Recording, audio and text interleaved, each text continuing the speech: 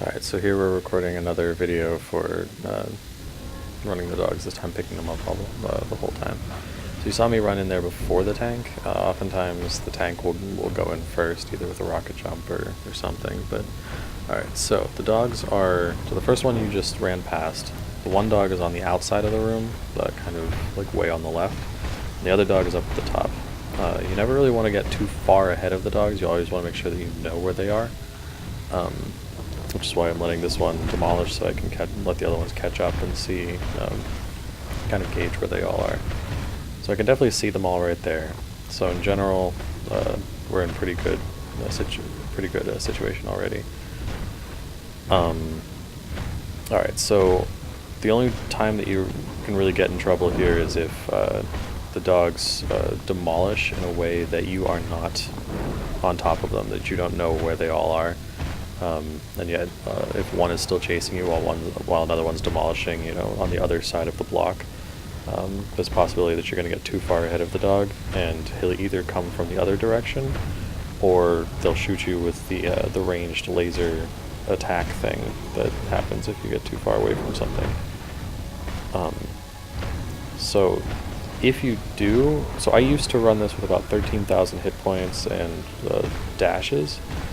That gives you enough health to live through one laser from the dogs, and then you can run 1 or 2 dashes and still stay ahead of the dogs on this circuit.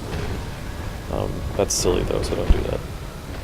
So what I just did there was I saw a demolish coming, and I had enough room to back up and let it go while letting the other 2 dogs kind of catch up in a leapfrog kind of way. So I can see all 3 of them. Oh, I can see 2 of them right there.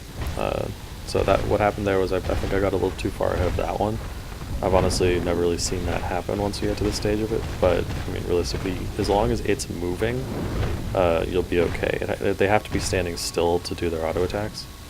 So, yeah, I mean, I didn't have to like freak out and run around the other way. The biggest thing about this is just keeping your cool. It can be kind of nerve-wracking, watching them catch up to you and demolishing and all that stuff, but just relax. I find this to be really relaxing doing this. You don't have to worry about the sprite lances and hitting your buffs at the right time and worrying about the other guys. Worrying about the dog runner and if he's okay and if he's lost track of them or whatnot.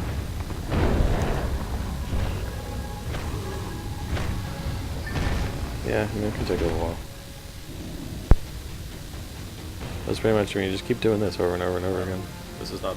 Alright, so, No, they're not once the things are dead, you're not supposed to run them through your team. But also your team should be watching out and not running past you like that.